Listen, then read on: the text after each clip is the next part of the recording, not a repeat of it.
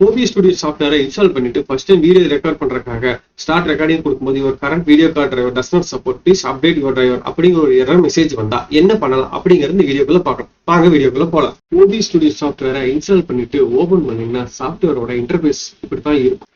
அடுத்து நீங்க screen record பண்றதுக்காக ஸ்டார்ட் ரெக்கார்டிங் கொடுத்தீங்கன்னா your video card does not support, please updated your driver version அப்படின்னு வந்தா அதை சரி பண்றதுக்கு நீங்க ஃபைல் மெனுல செட்டிங்ஸ் கிளிக் பண்ணீங்கன்னா செட்டிங்ஸ் விண்டோ ஓப்பன் ஆகும். செட்டிங்ஸ் விண்டோல லெஃப்ட் சைடு பாத்தீங்கன்னா நிறைய ஆப்ஷன் இருக்கும். அதுல அவுட்புட் அப்படிங்கிற ஆப்ஷன் செலக்ட் பண்ணிட்டு அதுக்கு ரைட் சைடு பாத்தீங்கன்னா நிறைய ஆப்ஷன் நமக்கு தெரியும்.